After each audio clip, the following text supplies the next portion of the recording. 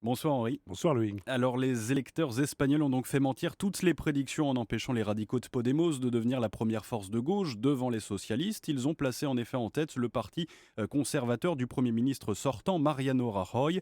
Mais en refusant de lui accorder une majorité absolue, eh bien ils contraignent aussi la droite à trouver de nouveaux alliés, faute de quoi Henri l'Espagne resterait encore une fois ingouvernable. Oui, on dit parfois que les peuples sont plus responsables que leurs gouvernants, et il est vrai que ça ne se vérifie pas toujours, comme on vient de le constater au Royaume-Uni, qui depuis vendredi n'a jamais aussi mal porté son nom. En Espagne, en revanche, eh bien c'est tout le contraire.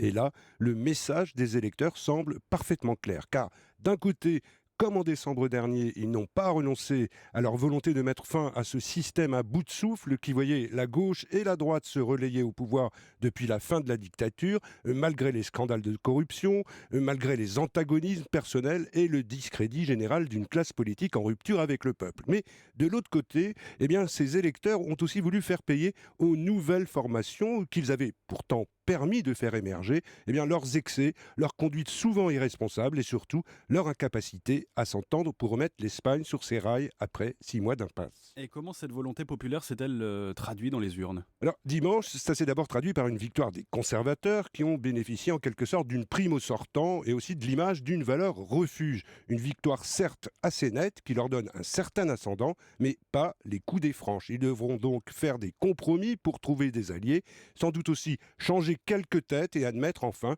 que l'époque du système bipartisan est définitivement révolue. Mais ça s'est traduit aussi par une sérieuse douche froide pour ceux qui incarnent l'espoir d'une nouvelle jeunesse de la politique, voire d'une renaissance.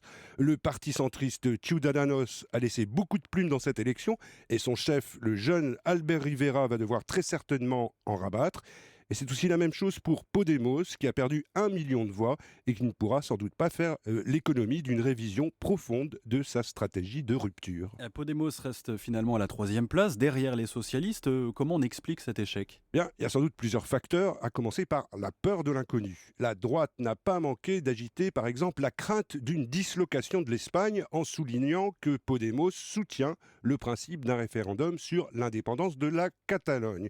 Et 2 jours après le vote sur le Brexit, l'argument a sans doute porté. Et puis, dans cette période d'incertitude, d'anxiété qui gagne toute l'Europe, sa stratégie de conquête quasi révolutionnaire du pouvoir, son refus de toute alliance raisonnable pour former avec les socialistes une grande coalition, comme c'est le cas par exemple au Portugal, eh bien, tout cela a fini par inquiéter les électeurs potentiels de Podemos. D'ailleurs, les chiffres de la participation, qui est la plus faible de l'histoire démocratique de l'Espagne, montrent que ce dimanche, beaucoup de ces électeurs de Podemos ont préféré rester à la maison. Et cette fois, est-ce qu'on peut penser que l'Espagne est sur le point de sortir enfin de l'impasse? Alors, comme il y a 6 mois après l'élection de décembre, il va y avoir des tractations, des négociations, sans doute parfois des claquements de porte. Toutes les configurations sont encore possibles pour former une majorité de gouvernement, y compris une alliance droite-gauche avec les socialistes, même si ça paraît assez improbable, un accord entre la droite, le centre et des plus petites formations régionales, mais la plupart des chefs de parti ont dit qu'ils feraient tout pour éviter le ridicule d'une troisième élection consécutive, et ils savent pertinemment que les Espagnols, toutes tendances confondues, ne leur pardonneraient pas de faillir à cette promesse. Et merci Henri Guerchoun.